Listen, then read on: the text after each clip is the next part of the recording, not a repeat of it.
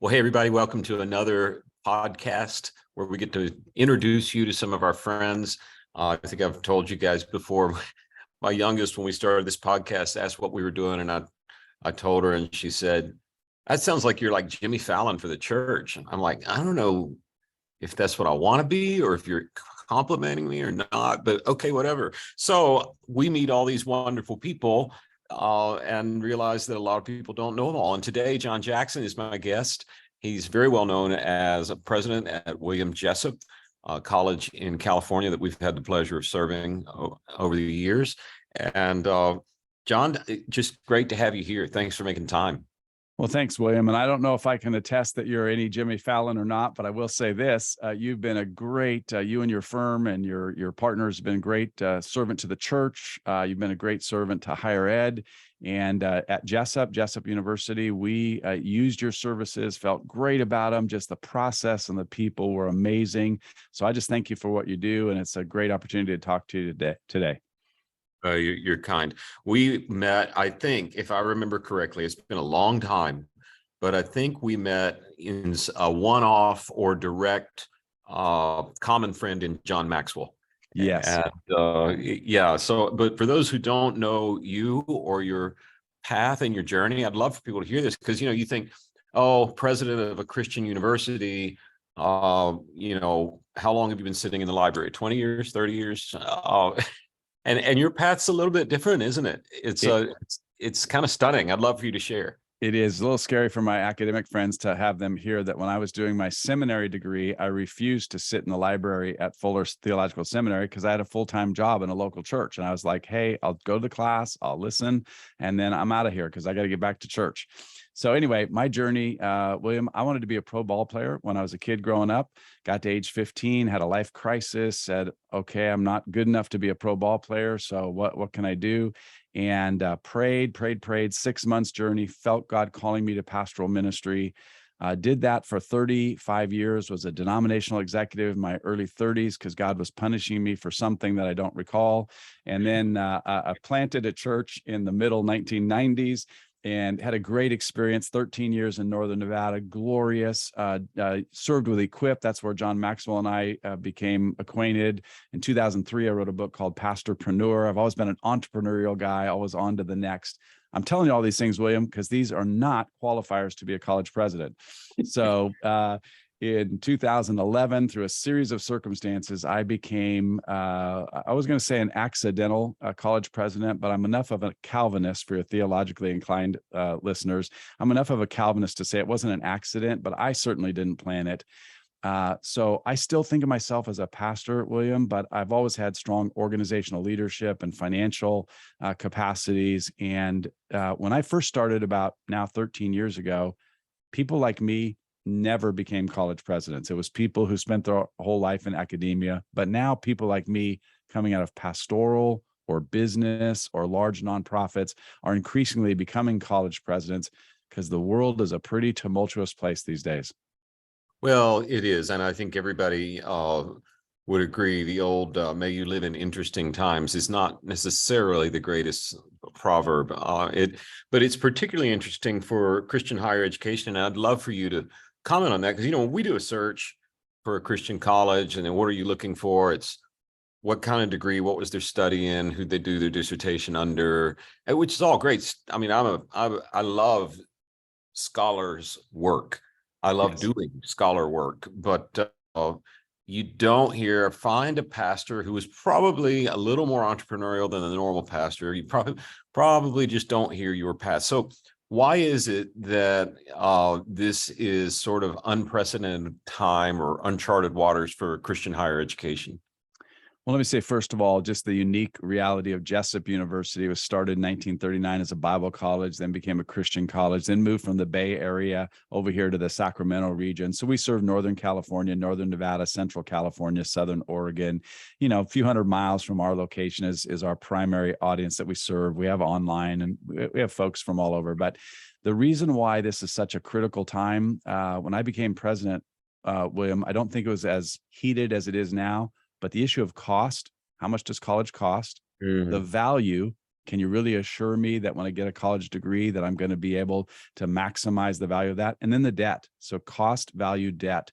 We're fortunate at Jessup. Our student graduating debt is 1/3 less than the national average, and we're aiming to make it half the national average. But even so, it's a debt. It's like you buy a used car, is what you end up with, an average debt at Jessup, and it's hard. The cost, the value, the debt, our economy shifted. That's a challenge for colleges. And then you know this from your work, humanities.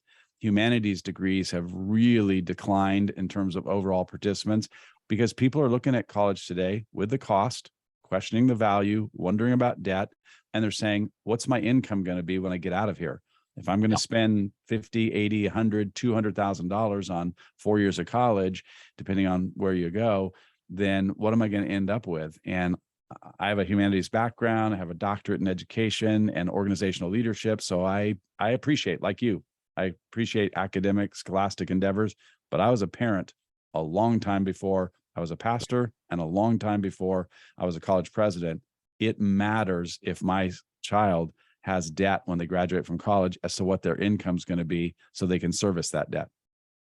Well, I love talking with you, John, because you always bring a fresh perspective. I ask other people the question and they start with changes in the culture, which I'd love to talk about a bit, but just the pure economics of it. And their pendulums, we were talking about this before the show, that swing. And it feels like in the church world, as one example of a vertical, I'd love for you to just give me a gut check here. But in the church world, if you look at, call it the top 50 largest churches in Protestant US, which isn't necessarily top best, just biggest, just for whatever reason, probably 40% of the people running those churches never went to seminary. Yep. And that would have been unheard of 50 years ago. It would be probably 40% of them don't have their doctorate yet. So there's been a massive swing toward trade schools and apprenticeships. That's and right. Away from ivory tower learning in the church world. I don't know if you're seeing that in general as well.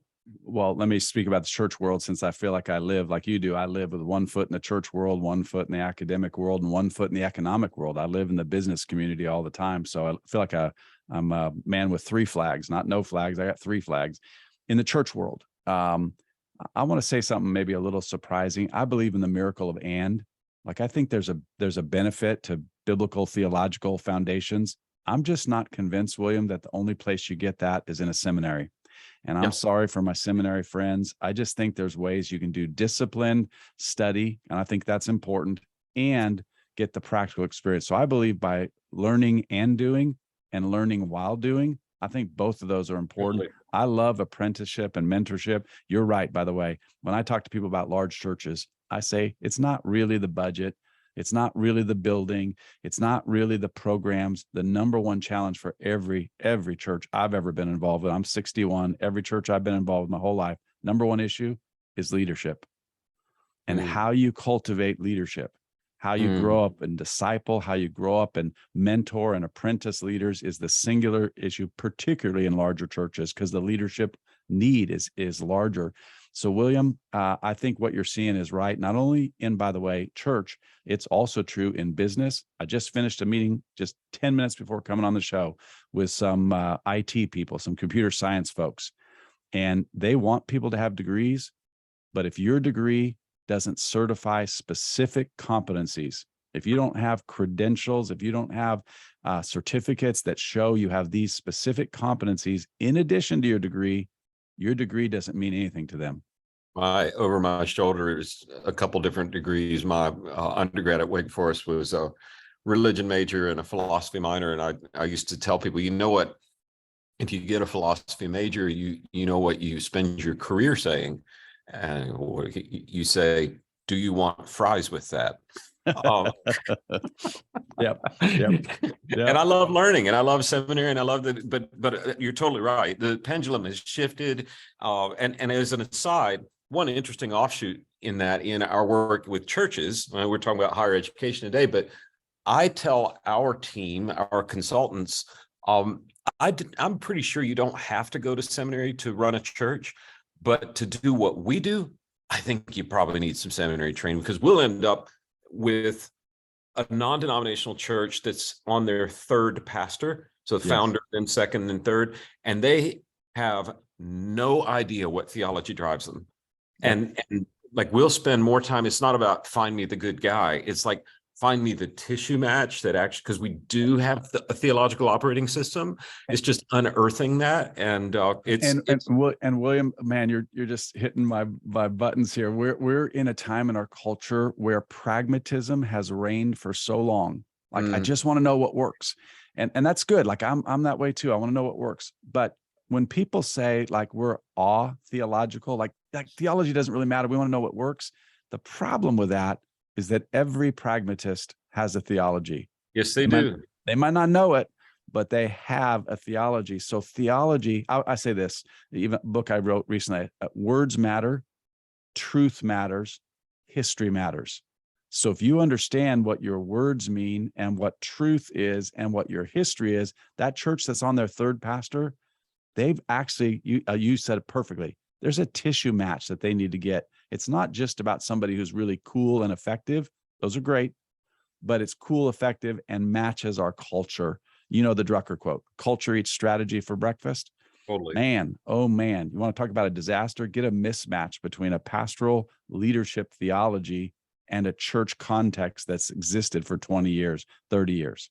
Well, we're seeing it in higher education as well, because you guys who are leading the CCCU colleges and universities, it feels like, tell me, just, we'll go here for just a minute, and then I really want to hone in on your latest work. But it feels like there's a separation happening, whereas the culture becomes post-Christian, or whatever term you want to describe it. Some college and universities, I'm not saying good guys, bad guys, because they're good on both sides, but some colleges and universities are kind of building like the only safe bunker you can send your kid so they won't have to deal with this post-Christian culture, right? And I get that. I got 7 kids. I totally understand the thought behind that. Then there are others who are like, all right, we're not going to sacrifice our beliefs, but somehow we have to engage this new culture. Are you guys dealing with that? And if so, how? Well, you may have forgot to tell your listeners that Jessup University is located in Sacramento, California. California, arguably both the 5th largest economy on the planet and the singular most, quote, I use this in quotes, progressive state in the nation. So they say the leading edge is the bleeding edge. And if that's the case, we're bleeding in California.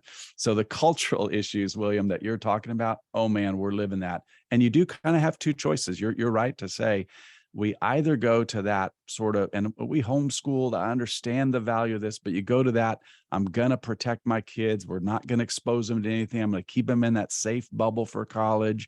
And there's some benefit and value to that. Or on the other hand, you say, look, we have got a missional rationale for being. Like, the reason we exist is to equip transformational leaders for the glory of God. So we're all about saying, all right, you're going to be in business, you're going to be in education, you're going to be in healthcare, you're going to be in mental health, you're going to end up being somewhere in the fabric of society. How do you shine your light for Jesus? How do you be salt? How do you be light? And I want to just maybe close with this, William. I want you to think about whatever the worst city you can imagine in America today for being a Christian. And then I want you to think about Corinth, Ephesus, Rome, where the church was birthed. And you tell me that it's harder in New York, San Francisco, Las Vegas, Sacramento, where it's harder to be a Christian today than it was in the first century. Come on. The gospel's been flourishing in rough environments, and it is around the planet today. So even if we are in post-Christian America, I don't mean to preach at you, William, but even if we're in post-Christian America, this is our moment to actually live out the gospel in authentic ways. Wow. And that, I mean, it's a natural segue to, you can train people up to be ambassadors into the world with this gospel. And that's sort of the heart of your newest book, isn't it? It is, William. So I wrote this book called Grace Ambassador, Bringing Heaven to Earth. And really the dirty little secret under the covers is I've been carrying this for 20 years, probably said it in different ways. But William, I am burdened that the church, that the people of God, whether that's higher ed or a local church or a parachurch ministry or whatever, that the people of God on the planet be engaged with the culture and bring the love and life of Jesus into everyday settings. That's just the burden of Grace Ambassador. You can be an ambassador of heaven in your everyday. Mm, wow. How does that play out? Like, give us a sneak preview of the book. Yeah. So a couple things. Let me just start by saying, I think in the Reformation, so see, I am an academic guy. In the Reformation 500 years ago, Martin Luther did a really good job waking the church up to what I call grace received. Salvation's by grace through faith. It's a gift of God. We said back then, William, that we believed in the priesthood of all believers. Everybody has direct access to God. Everybody's a priest before God. William, I think we've spent 500 years proving we don't really believe that. We think the sage on the stage, we think the gifted worship leader, the amazing evangelist, those are the people who are really the priests, and we're just everyday folks. So part of what I'm going after in Grace Ambassador is to eliminate two things. Number one, the sacred secular divide. William, life is not sacred and secular. Life is all sacred. When you're taking out the trash, when you're changing the baby's diaper, when you're doing the lawn, when you're at your gym, when you're hanging out with your neighbor, that is sacred space. If you're a follower of Jesus, it's all sacred. And so number two, I want to stop this clergy laity divide that we've had. And I is an ordained clergy. I am somebody with pieces of paper on the wall. But I'm telling you this, every follower of Jesus who loves him, who knows his name and they know his name, when you walk in your neighborhood, you're walking the dog and you talk to your neighbor, that's a divine moment. You get the opportunity to speak life. And I'm not saying you got to quote Bible verses. I'm saying the way you speak, the way you behave, the way you respond, the jerk who works in the warehouse with you, you got an opportunity every day to say, how am I going to respond? What does it mean to love that person with the love of Jesus? And so in some ways, William, just at a really base level, I'm trying to say, how do you take every day, every hour, every moment and say, okay, Lord, you and me, we're walking down this road together. I'm seeing my neighbor, don't know where they are spiritually, or I know they're struggling, or I know they're opposed to God. How am I going to be the light of Christ, the love of Jesus in the life of this person in my everyday? And the book is pretty practical steps toward that reality, right? That's exactly right. I talk about spiritual gifts. Like when you have a spiritual gift, that's a primary pathway to use. I'm all about, life's purpose and direction and that sort of thing. So we talk a little bit about history, but then I get right into what does it mean in the everyday. I just want to say something to your business listeners. William, if somebody's listening to this and they're in the marketplace, let me just tell you something that I'll often say in front of churches. If you're in the marketplace, you're not a pastor or missionary, let me say this to you. Your vocation is not a curse. Your vocation is a calling. You are an ambassador for Jesus. Whatever vocation you serve in, that's your assignment from heaven. And you carry heaven. The Bible says this, William, and this is where it pays attention. It pays dividends to go to seminary, go to Bible college, or get some good Bible training. The Bible says this in Romans chapter 8. The same Spirit that raised Jesus from the dead lives in you if you're a follower of Christ. So you have the same Spirit that raised Jesus from the dead that can help you deal with that jerk in the next cubicle, that can help you deal with the person who's kind of anti-Christian, can help you deal with a family member who's maybe always digging at you at the family reunions and you dread Thanksgiving every year because they just kind of hammer on you. The same Spirit that raised Jesus from the dead lives in you. And I talk in the book, Grace Ambassador, about how you can bring heaven to earth, even in those really challenging relationships and circumstances. Well, I couldn't agree more. And I say this from personal experience. I was a pastor for 15, 16 years. I guess once a pastor, always a pastor. But that's right. That's right. I was my W-2 came from churches for 15, 16 years. Yes. And since then, I've been the guy that started this weird consulting business that started with churches and schools and then relief organizations, such. And our neighborhood, I haven't moved in 22 years, been in the same half-mile radius. And it's fascinating to me to see what conversations I can have now that I'm in the business world. People might not even know I was an occupational pastor, versus when I was the pastor and on TV and all those things. Like, I have so much more opportunity now to Yeah. talk to skeptics than I ever did before. And you may not think that if you're a business leader listening, but you would be shocked at how Well, much more opportunity you have than the professional pastors. and even though I'm a president of a Christian college, when I just say I'm a president of a Christian university or I'm a president of a university, I have doors open in the economic sphere that I never had. Even though as a pastor, I always was outgoing, involved with the marketplace, chambers of commerce, city government, always very engaged in those kind of activities with CEOs. But once you say you're a pastor, boy, there's something that goes on, and you get the opportunity. I used to figure out when I'm traveling on planes, what do I say to people? I won't say I was a Yes. pastor. I'd say I'm in the business of change lives. I'm in the transformation business. I'd figure out some way to not say I'm a Oh, pastor. no, the best, and totally stole this from my friend Chris Hodges, but he just says, Oh, it depends on who you're sitting down next to and what you want to get done on the plane and all that. But many times he's just said, I'm in sales. yes, there you That go. usually gets them out, and we are.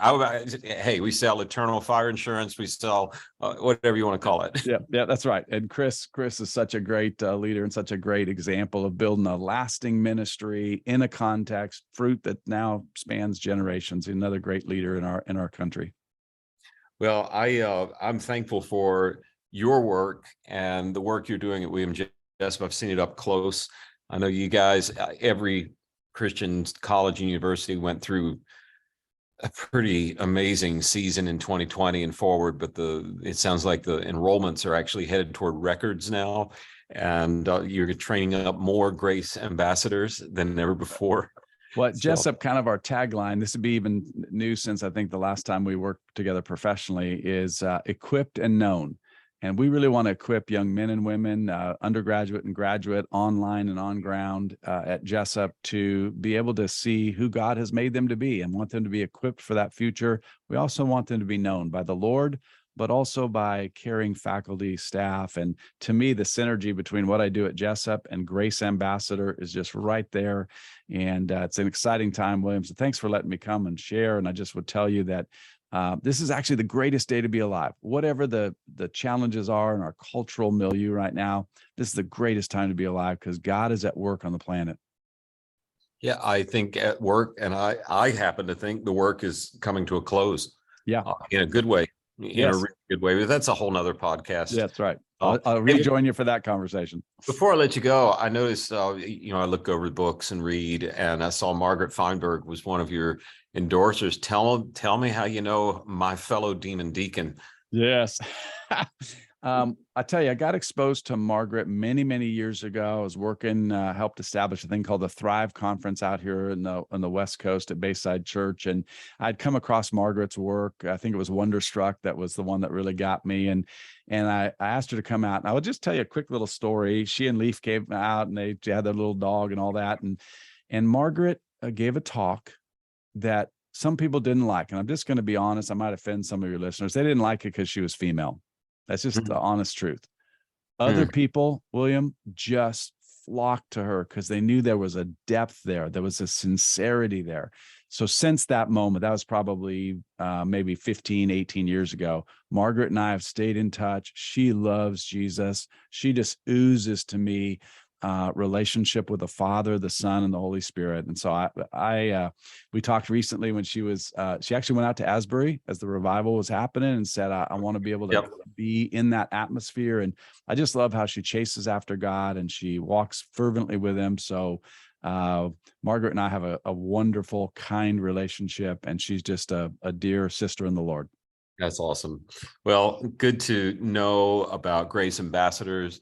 If you're interested in the book, we're going to put that all in the show notes, including links to Jessup and to John's blog. If you're thinking, oh, I don't want to go into occupation X because it's boring. I don't want to go into this career path because it seems dry. Just follow John around for a little while and you'll see you can be an entrepreneur as a college president. You can be an entrepreneur in any number of ways, and you could be a Grace Ambassador every single day. So thanks so much for being with us today, John. Appreciate you and all you're doing. Appreciate you. Thank you so much. God bless.